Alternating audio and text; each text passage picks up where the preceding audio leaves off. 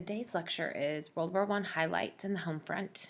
It's kind of the last bit of information about the war before we go into the end of the war, the Treaty of Versailles, 14 points, and how the world handled the Central Powers following World War I. Your essential question for today: how did life at home change during wartime? Remember, right at the top of your notes or straight in your notebook, but you got to have it. The American Expeditionary Force, or the AEF. Soon after joining the war, President Wilson ordered a force of U.S. troops known as the American Expeditionary Force to be sent to Europe. The AEF was put under the command of General John J. Pershing. He was a West Point graduate. He fought in the Indian Wars. He led troops at the Battle of San Juan Hill against Filipino rebels, and he also led the expedition to find Pancho Villa. In 1917, Pershing insisted that American soldiers be well trained before they were sent to Europe to fight. Because of his insistence, very few Americans arrived on European soil until 1918. But by the end of 1918, there were more than 1 million AEF soldiers fighting in Europe. Over 250,000 casualties. And then just interesting side note, something the state of Texas wants for us to make sure we discuss is that President Wilson refused to allow African American soldiers to fight in the AEF. They couldn't fight in mixed regiments, but there were 2 African American regiments that served directly under French command rather than American command, since President Wilson wouldn't allow it. The Battle of Argonne Forest, this is the one battle that the state of Texas in your STAR test really wants you to be familiar with. It's the greatest American battle of World War I. Argonne Forest, northeastern France near the Belgian border. Germans spent 4 long years fortifying their position, and they really did think that their position was unassailable, that the Allies would not be able to break through there. The terrain was steep, barely a flat piece of land. One general remarked that it was a region forgotten when level ground was being created. German defense also included miles of barbed wire, usually hidden in underbrush. There are also high concrete walls to block progress of tanks, deep pit traps in which tanks might fall, and also machine gun nests were everywhere. The AEF under General Pershing assembled 600,000 soldiers, 40,000 pieces of artillery.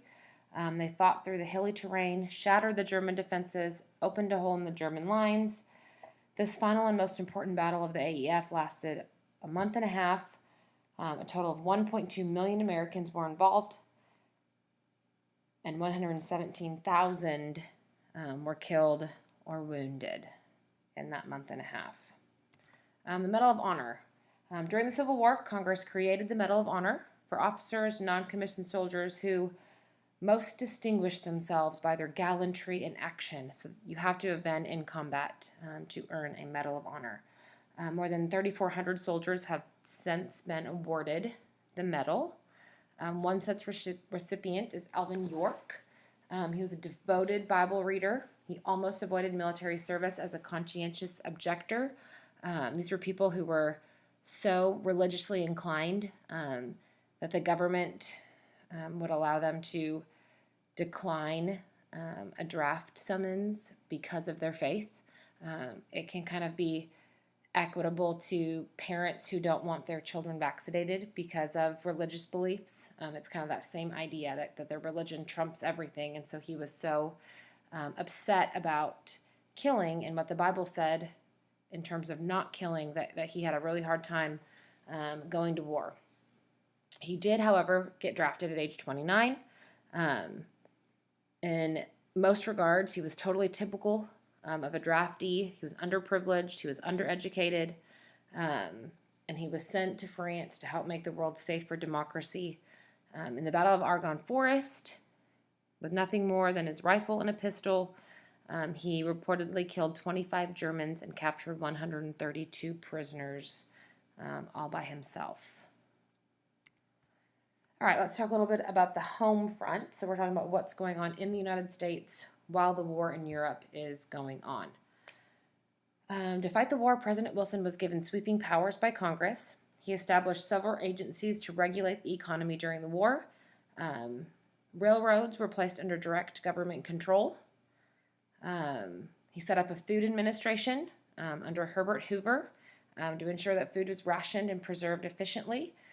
They had 1 day a week that was meatless, 1 day a week sweetless, 2 days were supposed to be wheatless, and then again 1 day was supposed to be porkless. And again, this was just an effort to make sure that there was enough food, not only to feed the American people in the United States, but also enough food to send overseas to make sure that our troops were being well fed as well. The Selective Service Act, during the war, Congress passed the Selective Service Act. Millions of American men registered for the draft. Almost 2 million American troops eventually reached Europe, while women and African Americans filled many of their jobs at home. The cost of war overall was about $30 billion. It was paid for mostly by higher taxes and then the selling of war bonds. The war actually greatly benefited the American economy. Exports to the Allied powers greatly increased, which increased revenues, which increased job opportunities, and so that the United States did benefit from a European war. Civil liberties. During the war, civil liberties were curtailed or limited to meet wartime needs. New espionage and sedition acts were both passed. These said that a person could be fined up to $10,000 and possibly jailed for 20 years for saying anything disloyal, profane, or abusive about the government and or the war effort. These acts specifically targeted socialists and leaders of labor unions, people that tried to get workers all on the same page.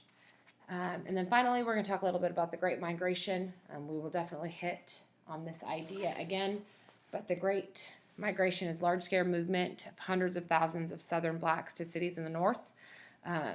Soldiers left millions of jobs open in the North, so women filled some of them, but also we'll find that hundreds of thousands of African Americans also moved north.